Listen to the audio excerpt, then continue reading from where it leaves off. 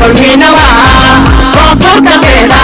qorsheynadeedi kahaooniyowa kulminawa koonfurka beeda qorsheynadeedi kahaooniyowa kulminawa koonfurka beeda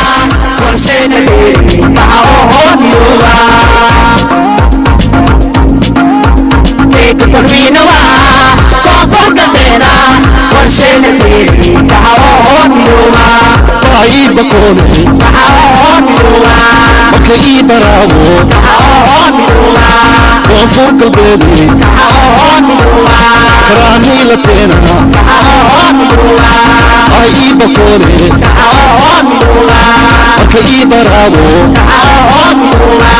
وفوق البيدي كرامي لتينا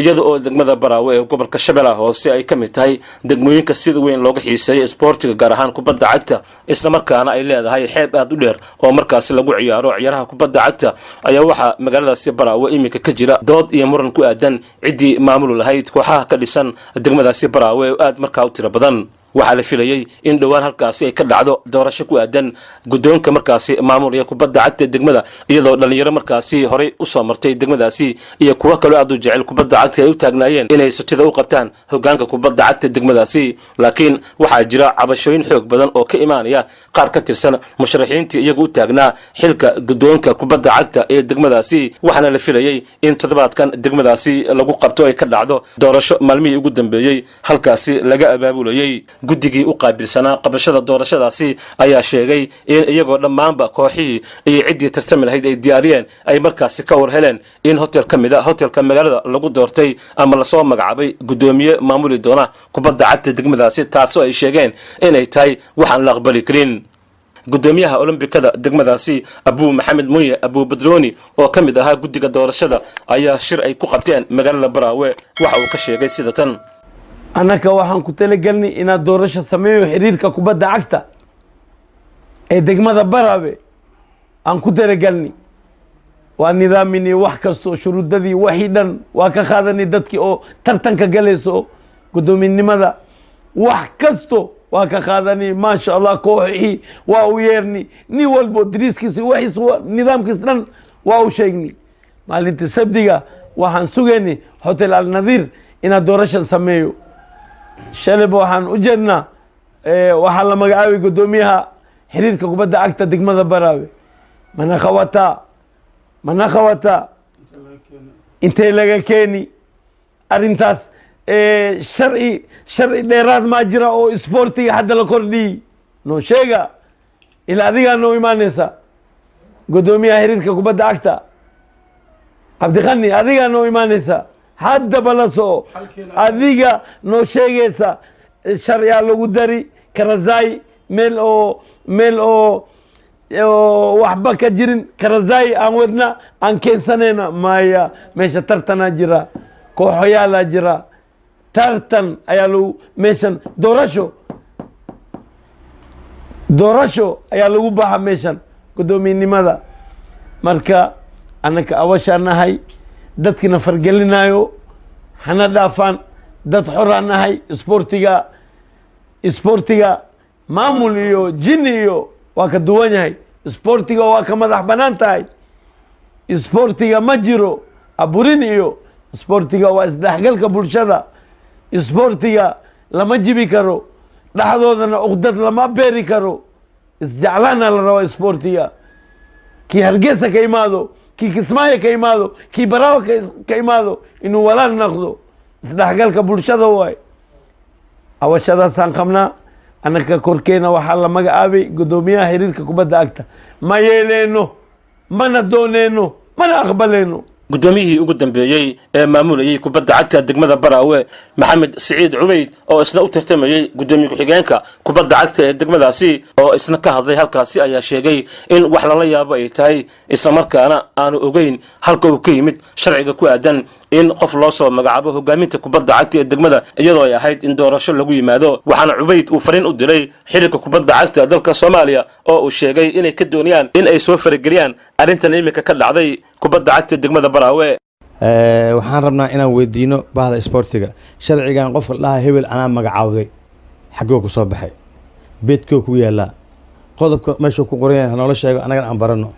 ilan waxyaalo badan isbedel sanad walba waxbaa isbedelo hadda sanadkii hore bedelka waxaa 3 maanta 5 noqday waa ogolnahay maasha allah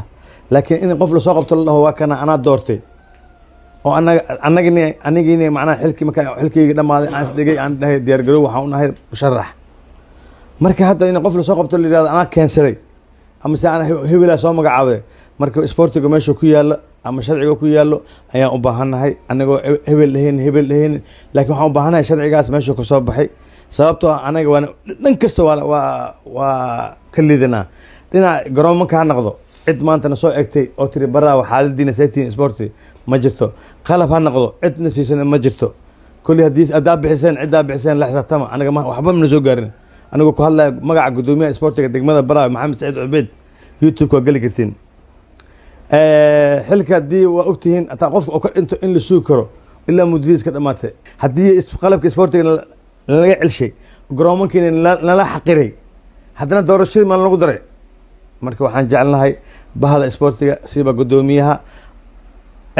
xiriirka kubadda cagta Soomaaliyeed iyo xubnihiisa dhan inaa si gaar anoo fiirisaan meeshaan wax ka socdo degmada Baraawe